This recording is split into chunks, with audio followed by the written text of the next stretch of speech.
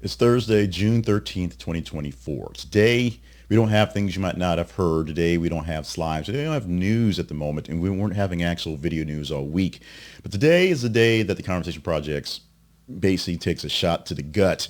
Not quite dead, but apparently we need to kind of rethink a lot of things again. As of yesterday, which is the 12th of June, Twitter, or X, as it should be called properly, is no longer telling people who liked what. And with that, a quick, really big overhaul of how stats are done, how metrics are done. In fact, now you can't actually get full metrics of what's going on to download and actually review. And what you see is kind of weird. Now, maybe if I go up to the other tier of X, it might give me those metrics. But for what I can see right now, it tells me I get analytics and I'm not getting real analytics anymore. This, as you can see on the screen, is the screen grab, or it's not a screen grab, it's actually live screen to my left there, might be to my left as I'm doing the video, of the actual posting from Twitter Engineering, X Engineering, I should say, Engineering X, that says, this week we're making likes private for everyone to better protect your privacy. You will still be able to see posts you have liked, but others cannot. Like count and other metrics for your own posts will still show up under notifications, but I can't seem to figure out how to pull them down to actually see what goes on. You'll no longer see who liked someone else's post, which isn't so much the problem, but it kind of is, so you can see who's actually liking your stuff, who is in your fan base. And a post author can see who likes their post. So I can see who likes all my posts, but I can't see who else liked it. So I can say, well, like the biggest thing is people's like, I don't know if Mark Hamill actually liked my post, and he put liked in a lot of posts going forward. Just things going out there just to be kind of cheeky. Now, this comes basically a week, maybe 10 days after Twitter announced that they were being more lenient on pornography, and literally saying they're being lenient on pornography because freedom of speech. And with that freedom of speech, they're allowing more freedom of pornography so that you can't, mistakenly like something and then get people called on it by not letting people see what's out there, which is coincidence or ironic or whatever. Here's my problem, and here's why it becomes an issue for us, I'll say. I use I keep saying Twitter. Now I went to saying X, now I'm saying Twitter again. I use X and I use Facebook as a way to gauge what stories are engaging. Here's how the actual realities lie. Twitter and X have always been the more engaging platform because of the way things are fast and kind of loose, and people can get the things and algorithms pull things up. Facebook is really driven by who's there and who's following, and not a lot of people are there or following it these days. So the Facebook numbers basically sort of put some, let's say, truth into the Twitter numbers. Something get a big, large Twitter response, but enough Facebook response can flip the things around. The X Twitter numbers tell the story, while the Facebook numbers kind of maneuver things to make things interesting for the stories. Why? Because I take the most engaging stories and I pick from those to see which stories to present to you here. Not necessarily the top ones I like, which is why sometimes there's stories that really don't really fit my sort of venue, but things that sort of pop out because a random tweet will come out there and get gunner attention. So it puts it out there in plain sight. So we'll pick it up. Yes, some things we do are for fun. We kind of make it a way to get in it there. We do a lot of, ironically, a lot of porn stuff in the Conversation Project because porn's a big subject, so we do that as well. But a lot of Taylor Swift stuff comes morally as a joke because it gets responses. A lot of things come just out of nowhere that are really sort of odd scientific breakthrough type stuff that mean more than are actually entertaining, because they pop up in the engagement list as something that's high enough to talk about. And so it will push out a story about some celebrity or some important politician going forward. And yes, the politics usually gets there or finds a way into the mix, and we do enough of it. We don't, sit there and do the whole show on politics because that's not conversational. There's other things to talk about, like really big fat bears that bounce off of trampolines. Those are always interesting and always funny and will always make it into the list. But right now, the X is killing the Conversation Project, at least the way we're running things at the moment. Now, what will we do to fix it? I have no idea. Essentially, that means I have to get up and do more work. Having the feeds and having a way for you guys to actually just engage in stuff, or internet people in general engage in stuff, comes out to me getting up in the morning, pulling the stats, just putting out to see which ones rank higher and lower, And from there, having a target to choose from, a nice little weighted average part to go from. And from there, just kind of figuring out what is the most best narrative. When we originally did the 8 Things to Talk About newsletter, it was originally, I got up in the morning because I worked in radio and did news, and I looked for about 12 different stories that popped up as trending at the moment and did what I could to write them up. This helps me out because I'm keeping an eye on news stories all day long, because that's kind of the mission, what's going on. Helps me out because in the morning, I have an idea to know what to expect as what should be top stories and what expected, what might be in there, and the surprises on things that overtake in the middle of the night to go from there. So it makes it a real lively conversation newsletter or podcast or video. I guess I just need to lament a little bit, because we're already having sort of Operation Chaos, as chaotic as it is.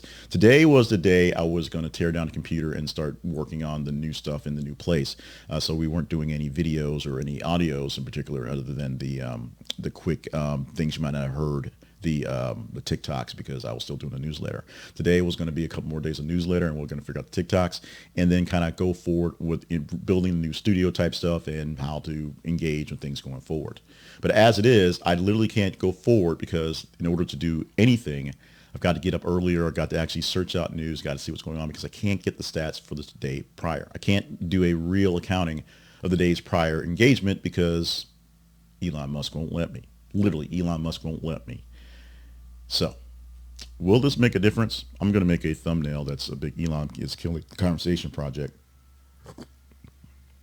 See if that gets any engagement. See if that gives me any clicks, any likes going forward.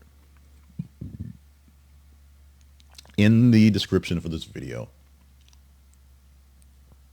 will be a link to the website.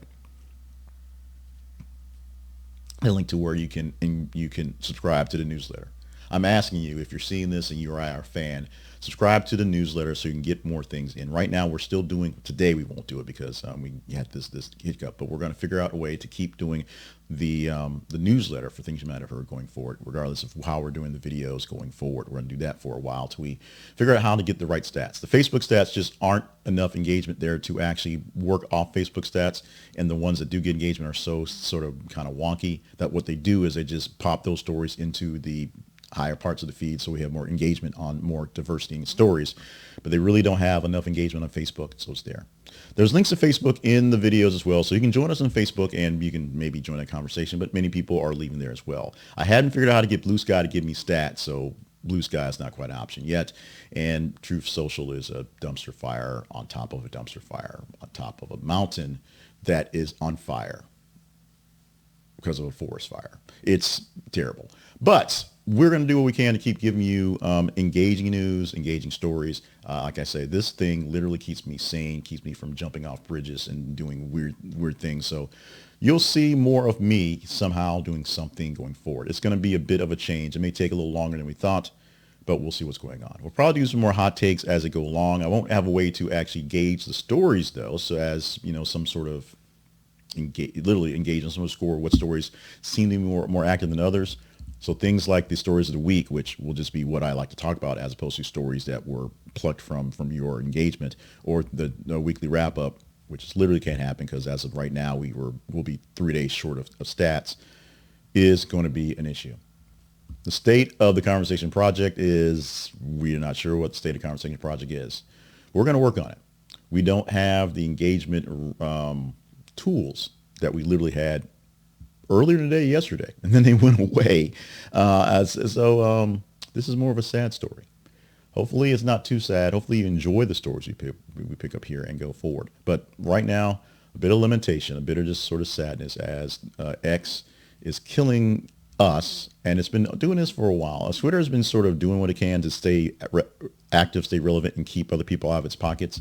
Today, it did a really big disservice to a lot of people who don't understand what this means. There was a post by Elon that had, look at all the likes that are up now that they're private, which is like because people are liking more porn because they won't get caught. What I mean, that doesn't make any sense.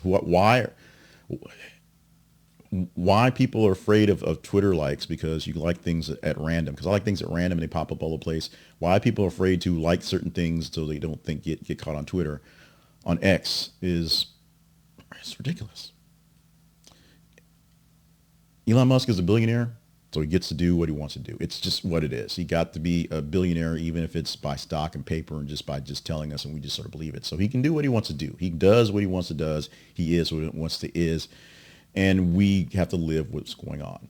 I choose to stay on X, so I have to deal with what's going on. But at this rate, if I no longer have this as a route of promotion, no longer have a way to promote my other venues, my writing, the more media stuff, the books that's going out there, then I don't know what we're going to do. We can do all this stuff without the X engagement, which just be a different story. It's literally just going back to finding time to do more research as opposed to getting some of the engagement from you guys to tell me what to exactly research. And hopefully I get it better, get it right in those gauges. That's it. That's all I got. I don't even know there's going to be a tag on the back of the end of this thing, so I'm going to just kind of talk for a few minutes. So I give myself about 30 seconds to pop up the little gizmos, the other videos, because I'm not even sure the videos are even relevant anymore. But thank you so much for joining the Conversation Project for this jaunt and all the jaunts. Follow us on our feeds, still, x.com/th_conversation and facebook.com/this is the Conversation Project. We'll figure those out as we figure those out. Check out our website, The Conversation Project. This is The Conversation Project. This is The Conversation Project at thisisconversationproject.com. That's it. No editing. We're just doing this. Email us at theconversationinbox@gmail.com. Cry along with us if you will. And consider being a partner. Go to the partnerships page at the website because apparently we're going to need all the help we can get going forward. Thank you. And we'll see you in some shape or fashion a little bit down the line. A little ways down the line.